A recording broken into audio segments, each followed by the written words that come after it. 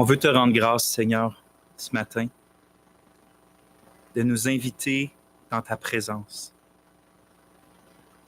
de nous attirer à toi. On veut te louer, Seigneur, de toutes ces bénédictions que tu nous donnes sous forme des fois de grande joie et même sous forme des fois d'épreuves. Parce que, Seigneur, tu fais concourir toutes choses à notre bien. Parce que tu es grand, tu es sage, tu es tout-puissant, tu sais tout et rien n'échappe de ta main. Quel bonheur pour nous d'être le peuple du Dieu qui contrôle tout. Quelle assurance pour nous de se coucher le soir en paix parce que l'Éternel est notre Dieu en Jésus. De te connaître et d'avoir la certitude que tu nous aimes et que tu nous gardes, Seigneur, quel plus grand cadeau. On veut te demander pardon aussi ce matin parce que, Seigneur, tu nous donnes toutes choses, mais dans notre chair, nous avons tendance à négliger les choses que tu nous donnes. Tu nous donnes ta parole et pourtant, si peu d'efforts on fait pour la garder dans notre cœur.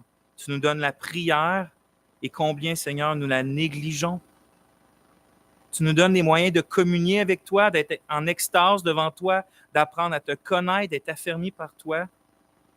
Puis si souvent on te tourne le dos pour faire quoi d'autre, ô Père? En ce début d'année, on veut te supplier de nous aider à refixer nos yeux sur toi et de nous donner, Seigneur, comme une fraîche volonté, puis une franche volonté à utiliser tous les moyens de grâce que tu nous donnes, comme la prière. Tu dis, Seigneur, tu disais de ton temple que c'était une maison de prière. Eh bien, ton temple, l'Église, Seigneur, fait qu'elle soit aussi une maison de prière. Pour la grande gloire de ton nom, au milieu des tiens. Amen. Frères et sœurs, je vous fais tourner dans le livre des Actes, au chapitre 2. Donc, en Actes, c'est après les 4 évangiles, après l'évangile de Jean, plus précisément.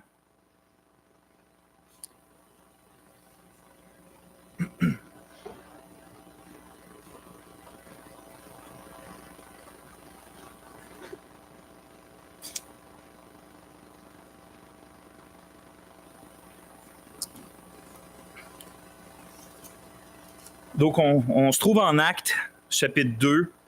On va lire à partir du verset 37 jusqu'au verset 42. Et juste avant de lire un petit contexte, là, Pierre vient de faire, on peut dire, la première prédication chrétienne. Puis, c'est ce qui se passe comme résultat à partir du verset 37. Donc, Acte 2, verset 37, je commence à lire la parole de Dieu. « Quand ils entendirent ces paroles, ils eurent le cœur transpercé et dirent à Pierre et aux autres apôtres, « Frères, que devons-nous faire? » Pierre leur dit, « Repentez-vous et que chacun de vous soit baptisé au nom de Jésus-Christ pour le pardon de ses péchés. Et vous recevrez le don du Saint-Esprit. Car c'est pour vous qu'est la promesse, pour vos enfants et pour tous ceux qui sont loin, autant que le Seigneur notre Dieu en appellera à lui. » Par plusieurs autres paroles, il les avertissait solennellement et les exhortait. Il disait, « Sauvez-vous de cette génération perverse. » Ceux qui reçurent sa parole furent baptisés et en ce jour-là furent ajoutés environ 3000 âmes. Verset 42. Ils persévéraient dans la doctrine et la communion des apôtres, dans la fraction du pain et les prières. Amen. La semaine dernière, la providence divine nous a amenés à entendre une exhortation pastorale sur qu'on ait devant nos yeux cette année le retour imminent de notre Seigneur Jésus-Christ. Qu'on ait cette attitude-là de cœur qui veille, qui attend, qui persévère, qui est toujours sur le qui-vive parce que le Seigneur revient bientôt. C'est ce que Gérard, par la parole, nous a exhorté d'avoir comme attitude, une attitude qui persévère dans l'attente de ce merveilleux Jésus qui a promis de revenir. Vous savez, je vais en parler un peu plus tard, mais l'appel à la persévérance, ce n'est pas une option de la vie chrétienne. Je vais le répéter exactement cette phrase-là tantôt, mais je le dis tout de suite, c'est que, juste pour qu'on comprenne le sérieux de cette exhortation-là, il n'y a pas de vie chrétienne sans persévérance. La persévérance des saints est un élément essentiel de ce que c'est la vie chrétienne. Ceux qui persévéreront jusqu'à la fin seront sauvés. La persévérance, oui, bon, on pourrait étudier ça en profondeur, puis oui, c'est la grâce de Dieu qui fait persévérer les siens. Mais c'est juste pour nous dire qu'un chrétien qui abandonne la foi, c'est pas un chrétien, c'est un apostat. Les vrais chrétiens, sauvés de Dieu, n'abandonnent pas la foi et persévèrent jusqu'à la fin. Donc, sans persévérance, il n'y a pas de vie chrétienne. Or, les premiers disciples, l'Église primitive, dans notre texte de Actes, ils semblaient avoir compris cette exhortation-là du Seigneur Jésus, parce que c'est écrit au verset 42 que cette Église locale-là de Jérusalem persévérait. Les disciples persévéraient. Et puis, l'ordre des événements, je trouve, une petite parenthèse, mais je trouve ça assez significatif parce que il y a la prédication apostolique. Pierre, rempli du Saint-Esprit, qui prêche l'Évangile avec puissance. Quand ça arrive, il y a des cœurs vivement touchés, transpercés par la vérité, qui se convertissent au Seigneur Jésus. Quand ça arrive, qu'est-ce qui se passe? Il y a des baptêmes pour le pardon des péchés. Quand ça arrive, qu'est-ce qui suit? 3000 âmes est ajouté à l'Église. Donc, les gens deviennent membres de l'Église, ils font partie de l'Église. Quand ça arrive, qu'est-ce qui arrive après? Ils persévéraient. Et donc, un coup sauvé, qu'est-ce que ça fait des chrétiens? Ça persévère. C'est ce que ça fait. Mais persévérer en quoi? Le texte là, on va se concentrer sur le dernier élément, mais il y a 4 éléments que Luc nous rapporte dans quoi l'Église primitive persévérait. La première, c'est qu'elle persévérait dans la doctrine, hein, c'est un gros mot qui veut dire l'enseignement. Elle persévérait dans l'enseignement des apôtres. C'est-à-dire qu'elle persévérait dans l'ensemble des paroles inspirées, révélées par l'Esprit Saint aux apôtres, puis qui servaient comme fondement de l'Église, comme fondement de la communauté de la Nouvelle Alliance, pour tout ce qui a rapport avec la foi et la pratique, tout ce qu'elle doit croire et tout ce qu'elle doit faire. Autrement dit, il persévérait dans la vérité, il persévérait dans la parole de Dieu. Le deuxième élément qu'on voit dans le texte, c'est qu'il persévérait dans la communion, autrement dit, la communion fraternelle. Cette Église-là, primitive, persévérait à avoir une vie commune les uns avec les autres. Contrairement à nous en Occident du monde, où on imagine principalement la spiritualité comme quelque chose d'individuel et personnel, les premiers chrétiens, eux autres, comprenaient que la vie chrétienne, c'est une vie communautaire. Hein, c'est-à-dire que les uns et les autres sont impliqués dans la vie des uns et des autres. On vit la vie chrétienne ensemble, puis pas tout seul. Eux persévéraient dans cette communion-là les uns avec les autres. Troisième élément, l'Église persévérait dans ce que Luc appelle la fraction du pain. Béni soit-elle pour ça, parce que plusieurs commentateurs vont affirmer que ça fait référence à simplement un repas communautaire, un agapé, comme qu'on va faire tantôt en bas. Mais je pense que si j'avais le temps et que si c'était le sujet de la prédication d'aujourd'hui, je pourrais démontrer dans le livre des Actes, et spécialement pour Luc, que cette expression-là, fraction du pain, fait principalement référence non à l'agapé, c'est-à-dire au repas qu'on partage, mais à ce que Paul va appeler en Corinthiens le repas du Seigneur, ce qu'on va faire aussi tantôt avant de prendre l'agapé, la Sainte Seine. Il persévérait dans ça. Et finalement, on voit Luc qui mentionne que l'Église persévérait dans les prières, qu'il dit, dans les prières. Puis c'est sur ce dernier point-là qu'on va particulièrement se concentrer aujourd'hui, parce que Gérard a terminé son message la semaine dernière en nous rappelant que l'une des manières de profiter de la parole de Dieu, que ce soit la parole écrite ou la parole prêchée, c'est de la mettre en pratique. Or, qu'est-ce qu'on a entendu la semaine dernière? On a eu un appel à persévérer cette année, à persévérer dans l'attente du Christ, à persévérer dans le fait qu'on veille, on attend, on est sur nos gardes. Ce qu'on va apprendre aujourd'hui, c'est qu'il n'y a pas de persévérance dans la vie chrétienne s'il n'y a pas de persévérance dans la prière. Alors, c'est pour ça que je veux qu'on s'attarde non seulement aujourd'hui, pour commencer l'année, mais aussi le prochain dimanche, sur certains textes du livre des Actes où on voit le sujet de la prière, mais pas qui est enseigné comme un sujet de la prière, mais qui est plutôt exprimé parce qu'on le voit. On voit en fait l'Église primitive prier, on voit pourquoi elle priait, on voit dans quel but elle priait, puis on voit comment elle priait. Et ça va nous exhorter, en tout cas c'est mon désir, à savoir comme nous aussi, en fait d'imiter l'Église primitive dans cette persévérance-là qu'elle a dans la prière. Parce que, vous savez, la grâce, le moyen de grâce de la prière, C'est l'une de ces grâces où on peut lire 1000 livres dessus, aller à 1000 conférences pour entendre parler sur le sujet de la prière, sans jamais réellement apprendre à exercer la prière. Parce que tu n'apprends pas à prier seulement en étant enseigné théologiquement sur ce que c'est la prière. Puis la preuve de ça, c'est combien sont nombreux les étudiants en théologie, et je pourrais rajouter là-dedans les pasteurs qui étudient à temps plein. Donc, ils étudient, puis ils étudient, puis ils ont beaucoup de connaissances, mais dont la vie de prière est un désert perpétuel. C'est la preuve que la connaissance sur ce que c'est la prière ne se traduit pas automatiquement par une pratique de la prière.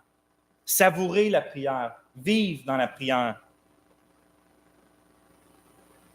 Je dis souvent, puis je le répète, la connaissance est absolument nécessaire pour la vie chrétienne. Connaître Dieu, connaître sa loi, connaître ses promesses, connaître sa grâce, connaître son Fils, connaître son Esprit. La connaissance est absolument essentielle, sauf que ce n'est pas suffisant. Il faut rajouter à la connaissance la mise en pratique. Il y a un monde de différence entre savoir une chose puis pratiquer une chose.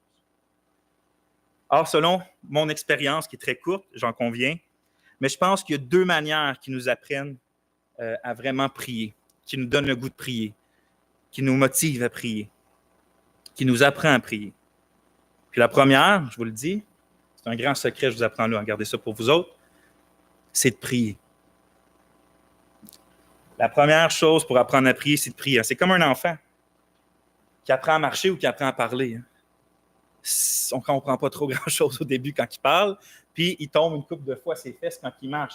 Mais il apprend à marcher en marchant, puis en tombant, puis en se relevant, puis en marchant encore, puis il devient de mieux en mieux. C'est la même chose avec le langage. On apprend à parler en entendant parler, puis en parlant nous-mêmes. Quelqu'un qui ne parle jamais va avoir de la difficulté de langage.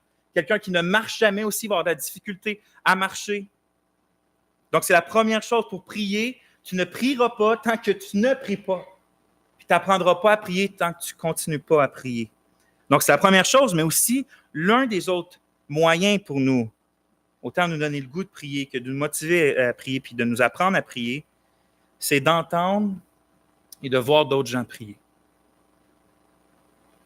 C'est pour cette raison-là que je pense que c'est pas sans signification que le plus gros livre des Saintes Écritures, c'est un recueil de prières mis en chant.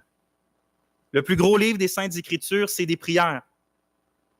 Quand on lit David répandre son cœur devant son Dieu qui est son berger, ben on apprend un peu à faire la même chose. On apprend de quelle manière on s'exprime à Dieu. Quand on lit David, qu'on voit que des fois, il va dire des choses qui pourraient même nous mettre mal à l'aise, on va leur dire « Jusqu'à quand, Dieu, tu vas permettre ça? » Ou « Dieu, pourquoi tu m'as lancé tes flèches? Pourquoi tu me fais ci puis tu me fais ça? » On apprend qu'il y a une manière, par la foi puis l'humilité, d'exprimer même certains doutes vis-à-vis de Dieu. C'est en lisant les psaumes, c'est en écoutant d'autres personnes prier. Et donc, je ne suis pas surpris, par exemple, en Luc 11, verset 1 à 4, on lit ça. « Et comme Jésus était en prière, on parle de notre Seigneur Jésus, comme Jésus était en prière à un certain lieu, après qu'il eut terminé, il arriva qu'un de ses disciples lui dise « Seigneur, enseigne-nous à prier. » Et Jésus, il leur dit « Quand vous priez, dites ceci et cela. » Mais remarquez 2 choses. Que la vue de la vie de prière de notre Seigneur Jésus, quand ses disciples voyaient leur Seigneur aller se mettre à genoux, aller se recueillir en prière, ça dégageait ça émanait une telle proximité avec Dieu, ça émanait telle chose de si extraordinaire qu'il allait voir le Seigneur, après qu'il ait terminé, il n'osait pas le déranger pendant ces moments-là, puis il lui disait, enseigne-nous à prier aussi. Enseigne-nous à prier aussi comme tu pries. Enseigne-nous à expérimenter ce que tu sembles expérimenter lorsque tu nous dis de partir puis que tu t'en vas seul sur la montagne.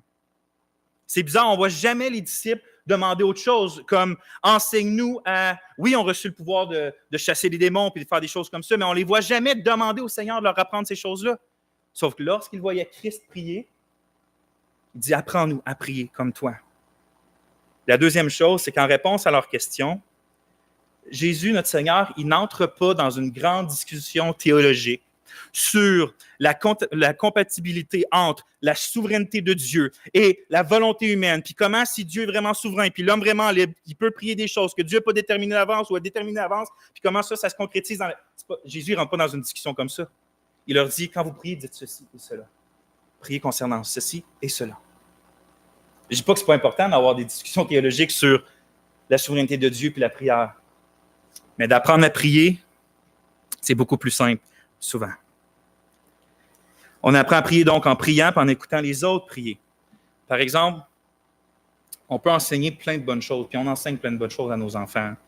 On les aime, fait qu'on veut leur enseigner constamment que Dieu est en contrôle, que Dieu est fidèle, qu'il pourvoit à tous nos besoins, qu'on n'a pas à s'inquiéter, qu'il console nos cœurs, que Dieu est infiniment satisfaisant plus que toute autre chose, que c'est Dieu qui dirige nos pas, qu'on peut lui faire confiance, que Dieu est vivant. Donc, on leur enseigne tout ça d'une manière ou d'une autre.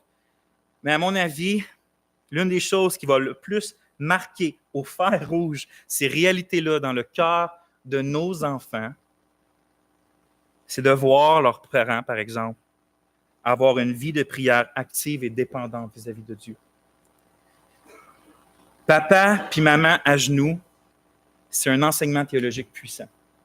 Des fois, il ne faut pas l'oublier. Puis là, je parle d'un exemple parent-enfant, mais c'est pour ça, c'est pour toute autre chose. Hein. Un pasteur qui prie beaucoup, c'est un exemple, c'est un enseignement théologique en soi. Des frères qui prient, c'est un enseignement théologique vis-à-vis de leurs autres frères aussi. C'est puissant.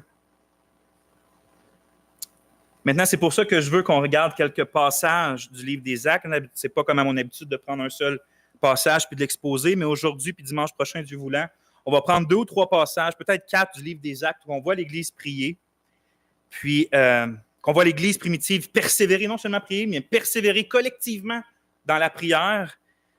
Puis mon but, c'est que par la grâce de l'Esprit, qui était un esprit d'intercession entre eux, mais le même esprit qui est en nous, puisse par leur exemple nous équiper, nous fortifier pour être une Église comme celle du premier siècle et qu'on puisse commencer la nouvelle année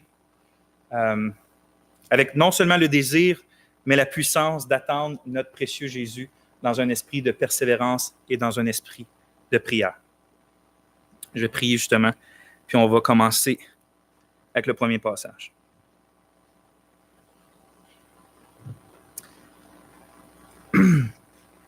Seigneur Jésus, on veut particulièrement te bénir puis te dire merci de l'exemple que tu nous as donné.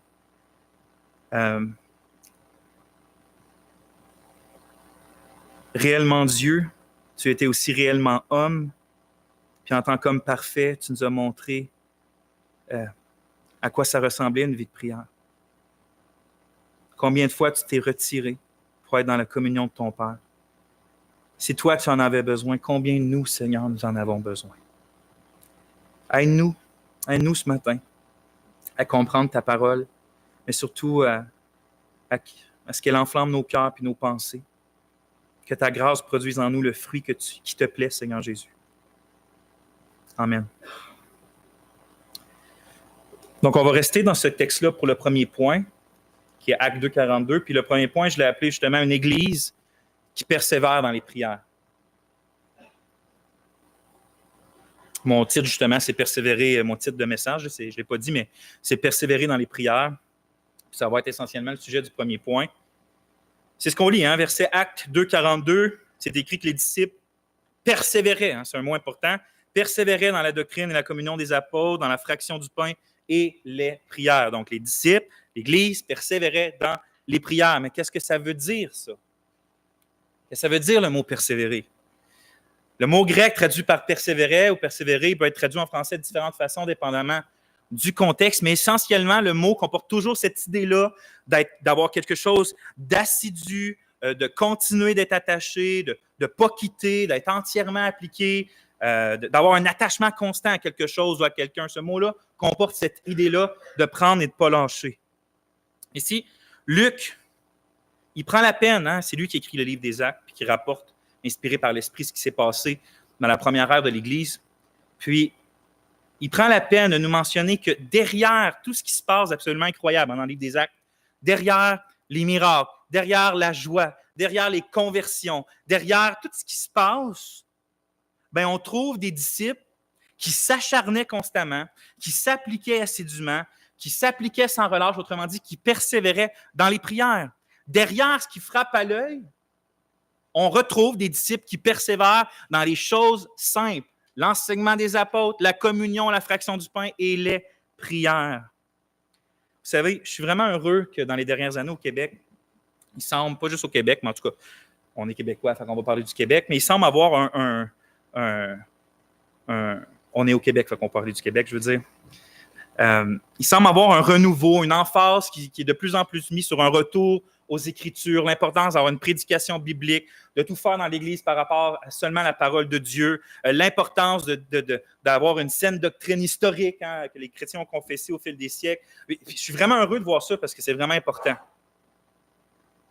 Sauf que le texte de Actes 2, 42, il ne nous dit pas simplement que l'Église persévérait dans la doctrine des apôtres. C'est aussi dit qu'il était absolument vital, en fait, c'est mon interprétation, qui était absolument vitale, mais de s'attacher non seulement à l'enseignement apostolique, mais aussi de s'attacher à la prière collective, à la prière d'Église. E.M. Bounds, un pasteur depuis un bout décédé, il écrit de manière assez cinglante, il écrit « Lorsque la prière échoue », puis il veut dire par là un abandon de la prière, hein, pas ce qu'on demande, mais vraiment un abandon de la prière. Lorsque la prière échoue, l'Église perd ses caractéristiques divines et sa puissance divine. L'Église est alors engloutie par un orgueil ecclésiastique et le monde se moque de son impuissance évidente. Ce que Bounds essaie de communiquer ici, c'est surtout le fait que lorsque la prière en assemblée disparaît, puis tout le long du message, on peut appliquer aussi à la prière personnelle, hein. Mais lorsque la prière disparaît, l'Église risque toujours de tomber dans l'orgueil, au point ils peuvent se vanter d'avoir, nous, on a une bonne doctrine, on signe les bonnes confessions de foi, on a une bonne structure, une bonne louange, des bons programmes.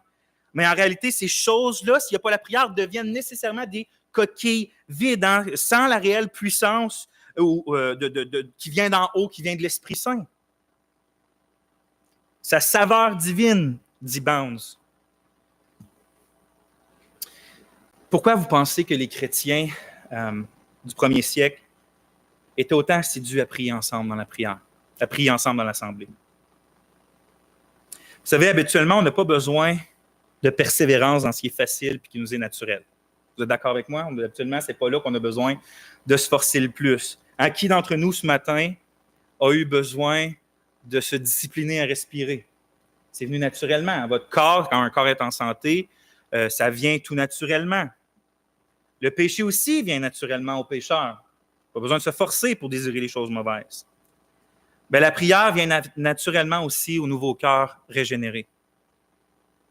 Là, tu vas te dire, ouais, mais OK, tu dis que la prière vient naturellement au cœur régénéré, donc pourquoi moi, Vincent, j'ai autant de difficultés à prier si c'est censé venir naturellement dans mon nouveau cœur? Tout simplement parce que le chrétien régénéré ne possède pas seulement un nouveau cœur, mais possède toujours aussi la chair pécheresse, la chair corrompue. Et donc, par conséquent, sa vie quotidienne devient, puis vous le savez, je n'ai rien besoin de vous convaincre là-dessus, dès les premiers moments de sa conversion, devient une féroce bataille de persévérance pour Dieu, pour l'Esprit, par l'Esprit, mais contre le péché, contre le diable et contre le système, puis les pensées de ce monde. Chaque jour, le chrétien doit se discipliner à ne pas faire ce qui est naturel selon la chair, mais à s'efforcer de faire ce qui est spirituel selon l'Esprit.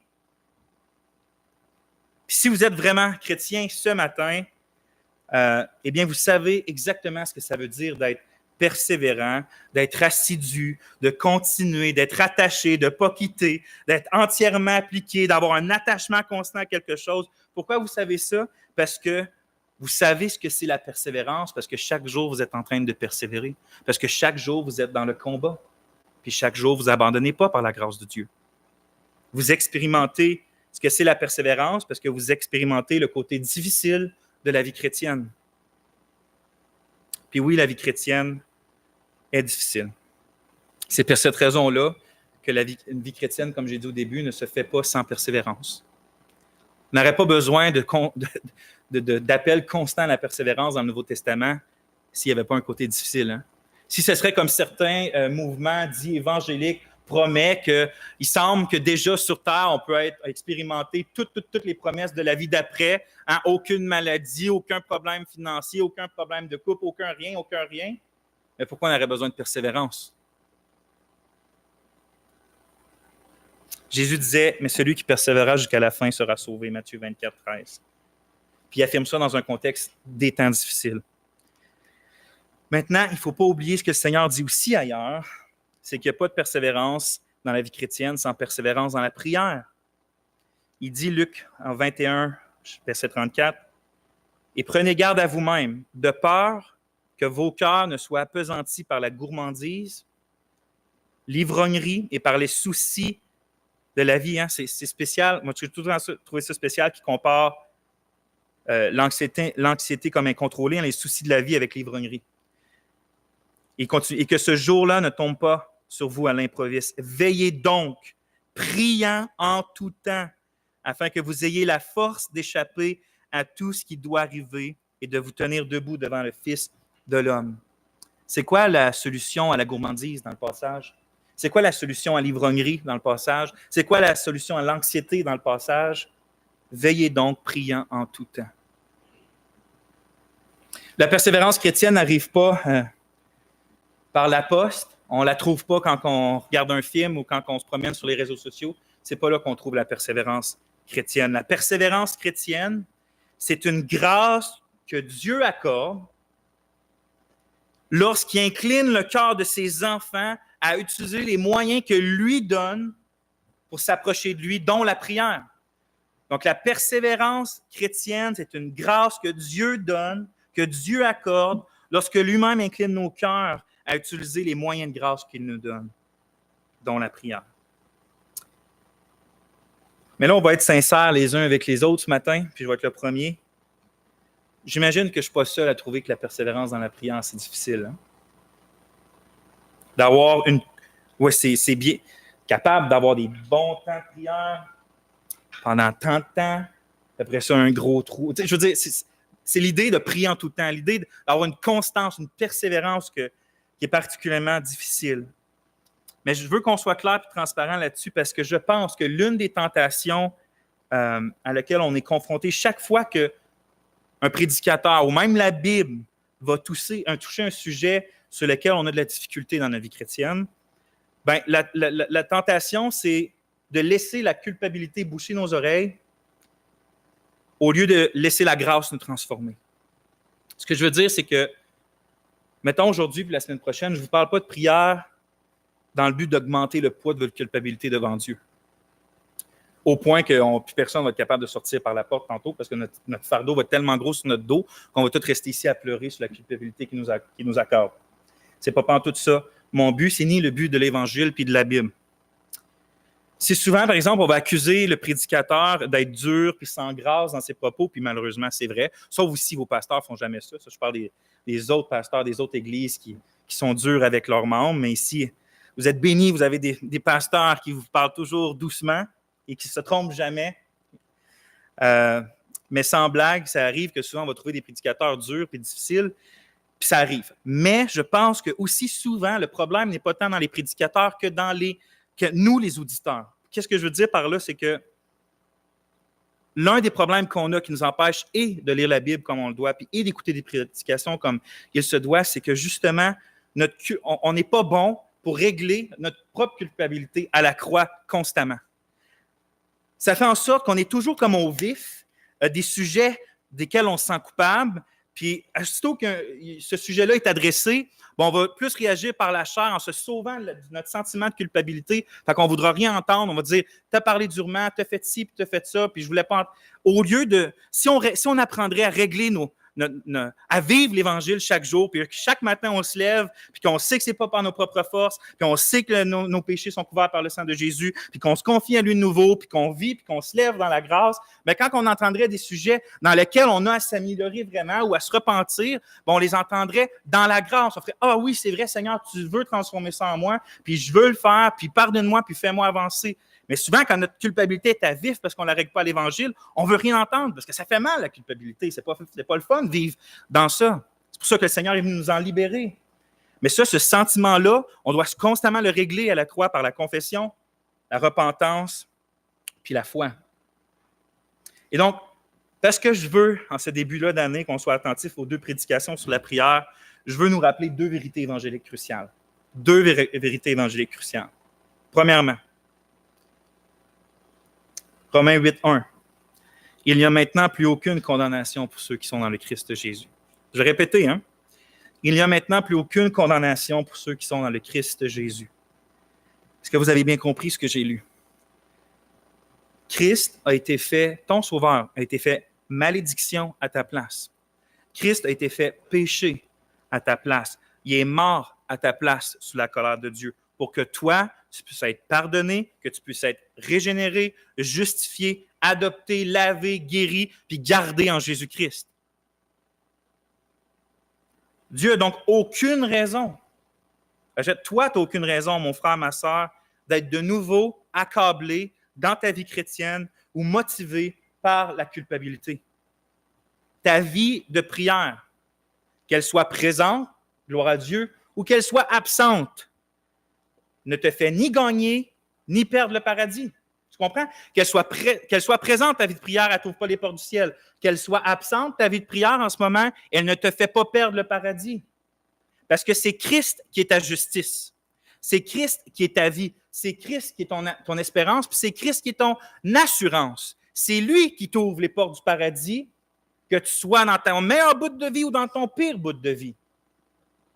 Dieu t'accepte de tout son cœur, non parce que tu pries beaucoup, ou parce que tu vas prier beaucoup, ou parce que tu as prié beaucoup, mais parce que Christ prie encore aujourd'hui pour toi, auprès du Père. Deuxième vérité évangélique, qui découle de celle-là, c'est que la prière personnelle ou la prière collective, c'est donc, oui, c'est des commandements dans la Bible qu'on doit obéir, mais justement, ils ne nous ont pas été donnés afin d'acquérir l'acceptation devant Dieu qui rend propice Dieu vis-à-vis de nous. Ce n'est pas écrit « prie afin que Dieu t'accepte ». Ce n'est pas pour ça que la prière nous est ordonnée dans la Bible. La prière, c'est bien plutôt une grâce succulente dans laquelle Dieu ordonne à son peuple d'utiliser afin de venir à lui, se satisfaire en lui, communier en lui, puis lui rendre gloire. Et donc, ce n'est pas juste une loi écrasante, c'est un commandement de la grâce. C'est un commandement qui dit « Viens à moi, trouve ta joie en me rendant gloire, communie avec moi, reçois de moi. » Dieu n'a pas besoin de nos prières. Hein? Si vous pensiez ça une seconde, là, enlevez ça de votre tête. Dieu n'a aucunement besoin de nos prières et qu'on lui rende gloire. Ce n'est pas un besoin. Dieu n'a aucun besoin. Mais nous, on en a besoin. Parce que nous en avons besoin. On en a besoin. C'est comme moi, là, cette semaine, je disais à Noam, j'ai dû me battre à un moment donné avec, de manière figurative, hein? Presque littérale, mais de manière figurative. J'ai dû me battre avec mon gars pour qu'il prenne son bain. Je l'ai ordonné de prendre son bain. J'ai mis une loi devant la face, puis j'ai dit, tu prends ton bain. C'est pour son bien. Dieu nous dit, viens à moi, prie. C'est pour notre bien. Et donc, fais confiance à Jésus, ton Sauveur. Confie-toi dans l'Évangile. Laisse le sang de Jésus essuyer ta culpabilité ce matin, puis écoute le message et d'aujourd'hui, puis de la semaine prochaine. Pas en te criant dans ta tête. Vois pas le message d'aujourd'hui puis la semaine prochaine comme un appel qui dirait « Hey, le pourri! C'est quand tu vas commencer à prier? » C'est pas ça le message d'aujourd'hui puis ni de la semaine prochaine. C'est plutôt un appel à ne pas négliger la grâce qui est la tienne, une invitation à communier avec un Dieu succulent puis satisfaisant, un Dieu qui veut t'accorder plus encore de ce que Jésus a acquis pour toi à la croix. La prière, c'est une exigence évangélique, oui, parce qu'elle est le moyen de recevoir encore plus de grâce à cause de Jésus. Donc, c'était ma parenthèse qu'on puisse tout bien écouter le message d'aujourd'hui puis la semaine prochaine. On va donc revenir au fait que la prière, c'est difficile. C'est difficile parce que je crois que c'est la chose, puis je mets l'emphase sur la, c'est la chose que notre chair déteste. La prière, vous savez, l'orgueil peut toujours se saisir de notre connaissance biblique. Alors, notre chair peut toujours, c'est subtil, mais notre chair peut nous emmener à vouloir étudier plus et plus et plus pour savoir plus que les autres. Mais quand tu es tout seul avec Dieu dans la prière, la chair n'a rien pour être orgueilleuse. Tu es tout seul avec Dieu dans la prière. Oui, un moyen d'être orgueilleux en prière commune, là, puis bien prier devant tout le monde, oui, mais tout seul, à genoux devant Dieu, la chair est comme, dirait Gérard, souvent un chèque et mat. C'est pour ça qu'elle déteste. C'est simple parce que, dans le fond, c'est réellement dans la prière, alors qu'on est en communion avec le Dieu souverain, avec le Dieu merveilleux, qu'on soumet le plus notre soumission, notre insuffisance, puis notre entière dépendance dans nos faiblesses. C'est dans la prière que ces attitudes-là de cœur sont les plus montrées. Et ça, c'est ce qui répugne à notre chair, à notre nature pécheresse le plus. Parce que la chair, justement, elle veut être autosuffisante, indépendante, puis libre de faire sa propre volonté. Notre chair a dit, je suis capable. Alors que dans la prière, on dit, sans toi, Seigneur, nous ne pouvons rien faire. Notre chair, elle va dire, je suis forte, puis je vais y arriver seul. Mais dans la prière, on prie comme notre chant qu'on chante ici, tu es ma force quand je suis faible et quand je tombe, tu me relèves. Notre chair a dit, ma volonté, puis juste ma volonté. Mais dans la prière, on dit, Père, non pas ma volonté, mais la tienne. Notre chair a dit, à moi la gloire et l'honneur. Mais dans la prière, on dit, non pas à nous, Éternel, non pas à nous, mais à ton nom donne gloire. Une vie de prière personnelle, c'est donc un élément crucial de la persévérance chrétienne, mais en même temps, elle est vraiment très difficile. C'est pour ça qu'il faut garder les oreilles ouvertes, puis les yeux des passages qu'on lit dans Actes, puis des témoignages de l'Église qui prie dans Actes. Parce que l'Église primitive, elle avait un secret que nous, les évangéliques version 2024, en Occident, on a oublié. Ce secret-là, qui n'est pas un secret en fait, c'est que l'une des grâces les plus efficaces que Dieu donne à ses enfants, afin de les aider eux personnellement à avoir une vie de prière active, personnelle dans leur vie chrétienne, c'est justement de vivre une prière collective avec leur Église locale. L'un des moyens les plus efficaces que Dieu donne à ses enfants pour leur propre vie de prière personnelle devant Dieu, c'est de leur donner aussi une Église locale qui vive la prière collective. Il est dangereux pour nos âmes de négliger les prières avec les frères et sœurs, que ce soit le dimanche, des cultes officiels, que ce soit les mercredis soirs ou même des rencontres plus intimes entre des frères et des sœurs. C'est dangereux de négliger ça, parce que peut-être vous allez être surpris d'entendre ça ou pas, mais dans le Nouveau Testament, les appels à la persévérance chrétienne, à veiller, puis tout ça, sont presque exclusivement au pluriel, c'est-à-dire au « nous ». Par exemple, je vais juste donner un exemple. Déjà, dans notre texte, il dit qu'il persévérait, troisième personne du pluriel. Mais toutes les autres places, c'est veillons. Par exemple, persévérons. Puis il y a un autre exemple dans Hébreux 10, 23-27. Regardez bien, c'est assez significatif. C'est un des appels à persévérer et à veiller les plus forts dans le Nouveau Testament.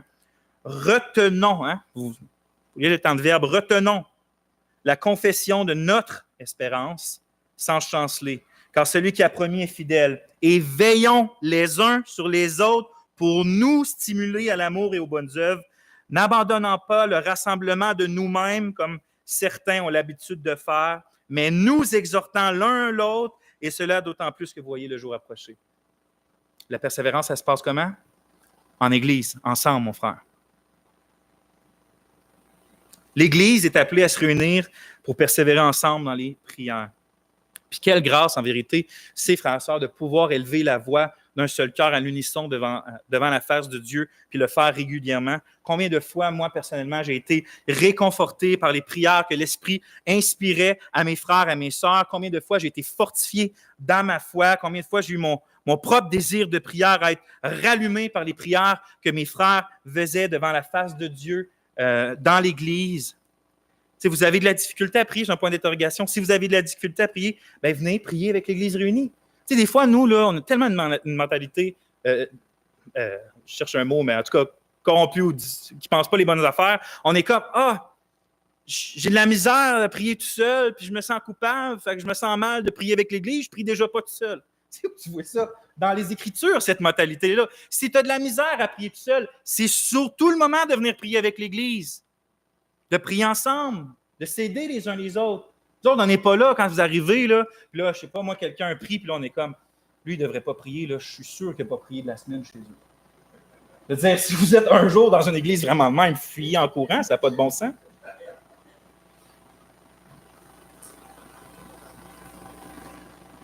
Il Il y a vraiment une réalité spirituelle qui change lorsque les enfants de Dieu remplis de l'Esprit se réunissent afin d'implorer puis d'adorer Dieu ensemble. Le puritain David Clarkson écrivait, je vous ai déjà cité ça dans un autre message, mais je vous le redis, « Les charbons, si vous les séparez et les mettez en pièces, s'éteignent rapidement.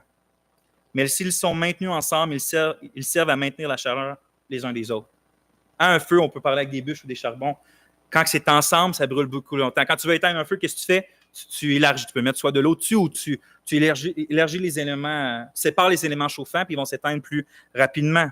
Autrement dit, la prière collective est le moyen divinement désigné par lequel les étincelles individuelles de nos prières convergent vers la chaleur d'un feu ardent. Et ça nous conduit à mon deuxième et dernier point ce matin. Parce que vous savez, la prière en Église, ce n'est pas seulement une grâce excellente parce que ça nous aide à rallumer nos propres feux en se collant au feu des autres, mais aussi parce que nos prières s'unissent ensemble et s'élèvent vers le Seigneur ensemble pour recevoir ensemble les promesses que le Seigneur nous a faites. Non seulement qu'on se réchauffe les uns les autres, mais on prie ensemble puis on reçoit réellement les promesses pour lesquelles on prie. C'est mon deuxième point aujourd'hui, une Église qui reçoit les promesses. Mon premier point, c'est une Église qui persévère dans les prières. Et mon deuxième point, c'est une Église qui reçoit les promesses. Puis pour ça, je vais vous faire tourner dans un autre passage qui est plutôt dans Acte 1. On va aller dans Acte 1. On va lire à partir du verset 12.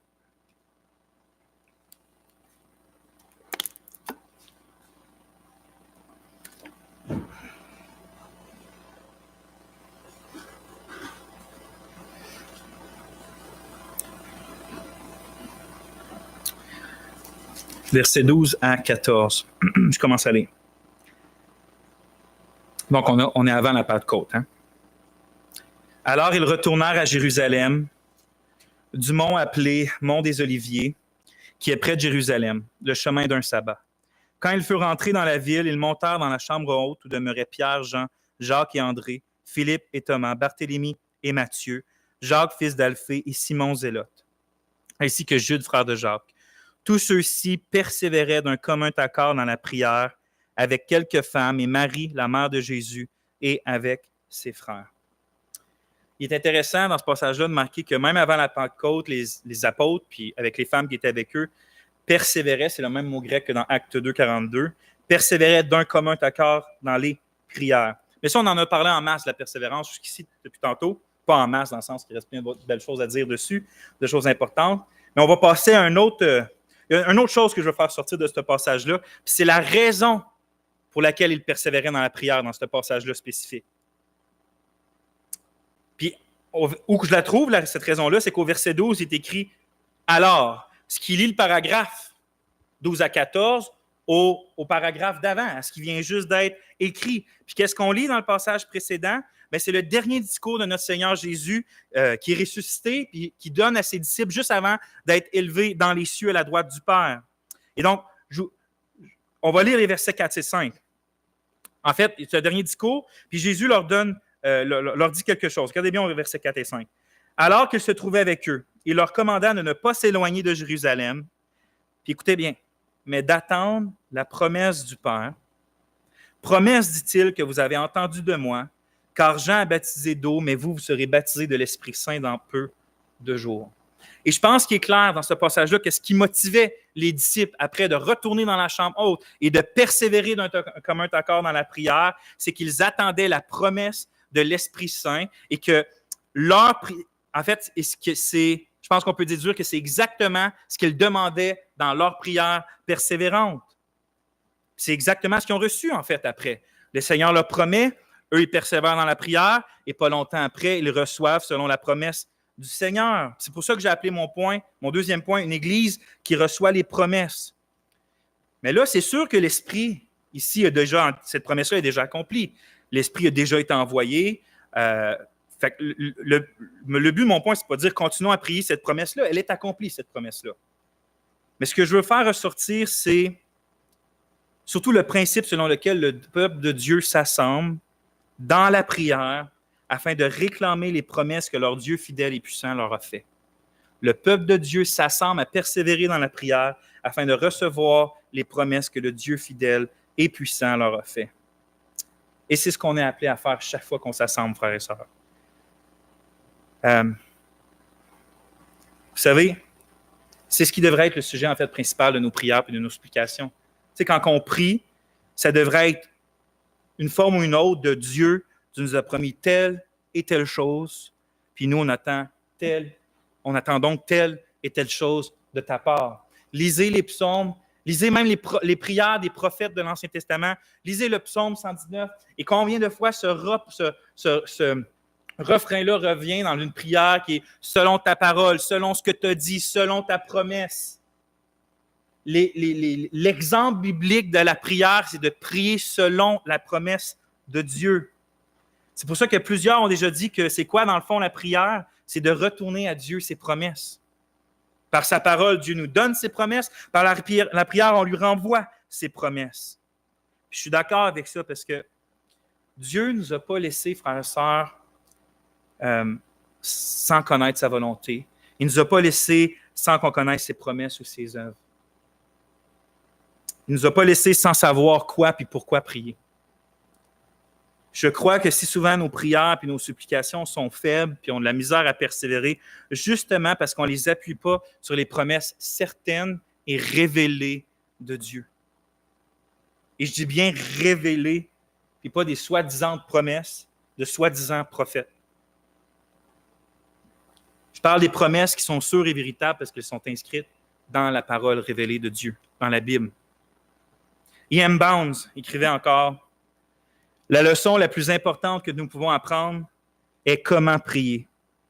En effet, nous devons prier de manière à ce que nos prières s'emparent de Dieu. Charles Spurgeon allait un peu dans le même sens. Il disait qu'on doit prier dans le but d'atteindre l'oreille de Dieu. Mais comment prier avec une foi inébranlable? Comment prier en croyant hors de tout doute que Dieu nous écoute quand on lui demande des choses? Comment prier avec cette assurance-là certaine que quand je ferme les yeux ou quand je me mets à genoux ou quand je reste assis ou peu importe, quand j'élève mon âme vers Dieu en prière, je sais qu'il m'écoute quand je lui demande une chose et je sais qu'il va m'accorder ce que je lui demande. Mais l'apôtre Jean répond à cette question-là. En Jean 5, 14, 15, on lit « Et voici la confiance que nous avons en lui. Si nous demandons quelque chose selon sa volonté. » C'est tellement important, ces trois mots-là. Selon sa volonté, il nous écoute. Et si nous savons qu'il nous écoute, quoi que ce soit que nous demandions, nous savons que nous avons les choses que nous lui avons demandées. Et donc, si tu demandes les choses que Dieu dit de demander dans sa parole, tu es sûr qu'il t'écoute et tu es sûr qu'il va te les donner, sans aucun doute.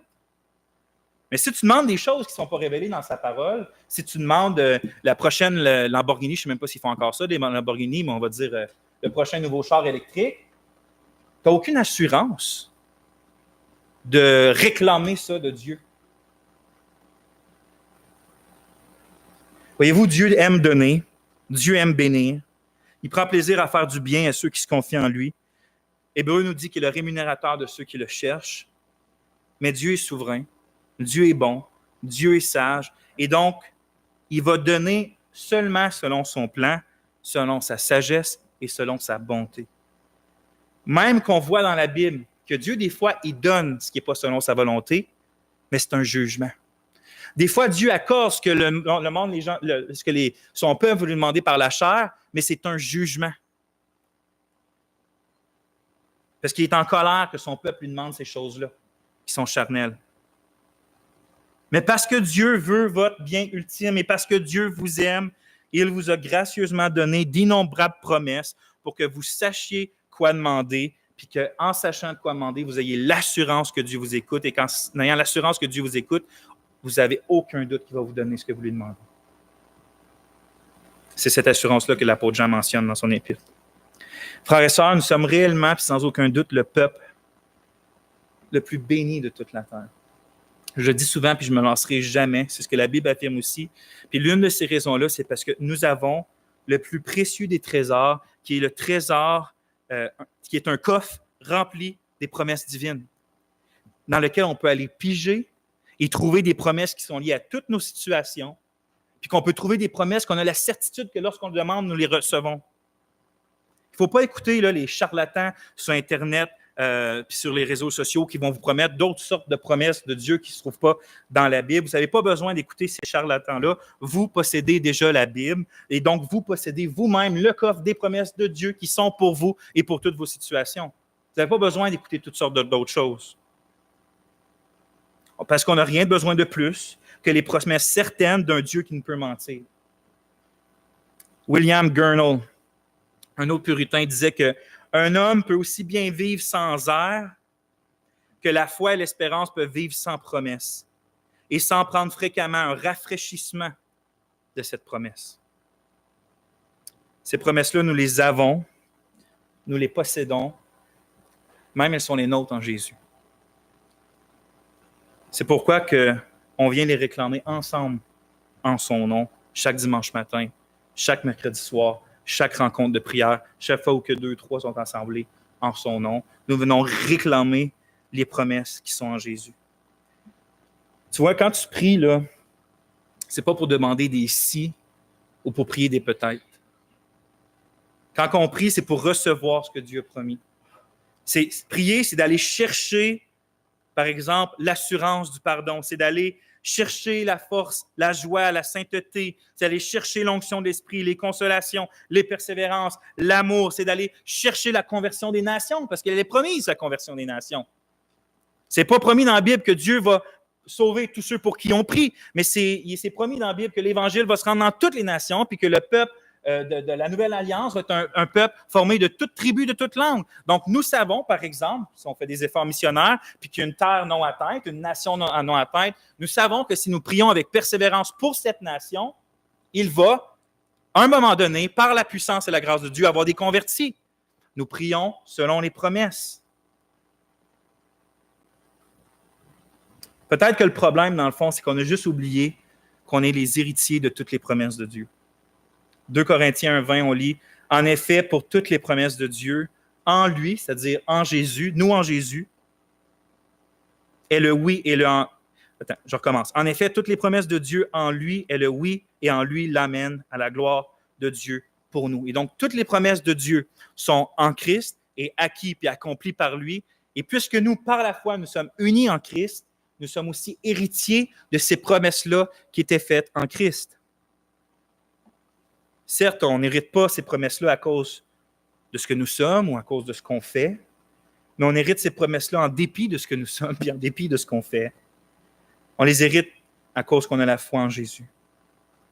Lorsqu'on s'assemble ensemble pour prier, on vient donc réunir nos foi individuelles afin d'en faire une foi commune. On vient unir nos voix individuelles afin d'en faire une voix commune. Puis ensemble, d'un seul cœur, on réclame dans le nom de Jésus et par la foi les trésors inépuisables des promesses que Dieu nous a gracieusement faites. Je finis bientôt, frères et sœurs, mais vous savez, Dieu, là, la prière, c'est pas que si Dieu ne veut pas nous accorder quelque chose, bien, on va finir par le faire flancher. C'est pas ça la prière. Dieu est Dieu, puis sa volonté ne change jamais. C'est même lui qui inspire les prières auxquelles il prend plaisir et auxquelles il répond. Mais dans sa souveraineté, il a éternellement décrété que certaines choses qu'il a promis vont s'accomplir en réponse aux prières unies de son peuple, afin que son peuple ensemble puisse se réjouir des prières qu'il reçoit et lui rendre gloire. Vous savez, le puritain Stephen Chernock écrivait, puis j'aime bien ça, cette citation-là, la prière ne désire aucun changement en Dieu. Elle ne veut pas changer Dieu, la prière. Mais elle est offerte à Dieu pour qu'il confère les choses qu'il a immuablement voulu communiquer, mais qu'il n'a pas voulu sans la prière comme moyen de les accorder. Dieu veut nous bénir de ses promesses, mais il ne veut pas comme nous bénir de ses promesses indépendamment de lui-même. Ce que je veux dire, c'est que c'est comme moi par rapport des fois à mes enfants. Ils veulent quelque chose de moi, puis ça me fait plaisir de leur donner, mais ils ne voient pas l'importance de choses supérieures, qui est par exemple de développer une relation avec leurs parents pour que ça dure toute leur vie. Fait que des fois, je vais leur dire, je ne te donne pas ça tout de suite, Viens, mettons, on va aller jouer ensemble dehors, puis après ça, tu l'auras. Puis le but de ça, c'est que, dans le fond, je veux lui donner le plus important, qui est une relation avec son père, qui développe une relation avec son père, par exemple. Mais Dieu, justement, il y a des promesses succulentes, mais ces promesses succulentes ne sont jamais meilleures que Dieu lui-même. C'est pour ça que Dieu nous accorde ses promesses seulement lorsque souvent on vient communier avec lui au travers de la prière, parce que c'est au travers de la communion avec lui qu'on est près de lui et qu'on reçoit le meilleur, qui est même supérieur à ses promesses ou des choses qu'il nous promet ici, ce qui est sa personne lui-même. C'est pour ça que souvent, on se dit, mais pourquoi je ne reçois pas les choses promises? Bien, c'est écrit dans Jacques, vous ne possédez pas parce que vous ne demandez pas. Dieu ne nous les donne pas parce qu'on ne les demande pas, et peut-être qu'on ne les demande pas parce qu'on n'est pas prompt à aller près de notre Dieu, à lui parler. C'est qu'est-ce qui nous empêche de venir à Dieu, de lui demander les choses qu'il a promises? Comme j'ai dit au début, souvent, c'est la culpabilité qui va nous empêcher. Mais ça, frères et sœurs, vous avez un sauveur qui a donné sa vie pour vous, qui a pris votre culpabilité. Et donc, vous devez absolument apprendre à vivre, non seulement confesser l'Évangile, mais à vivre l'Évangile jour et nuit pour que la culpabilité ne vous empêche pas de retourner à votre Dieu, de communier avec lui et de lui demander les choses qu'il vous a promises. Dieu veut certainement vous donner cette année plus de foi, plus d'onction de l'esprit, plus de courage, plus d'amour, plus de sainteté, plus de persévérance. Mais vous, est-ce que vous désirez plus de Dieu et ensuite de ses grâces? Si oui, bien, frères et sœurs, prions. Priez sans cesse, prions sans cesse. Prions.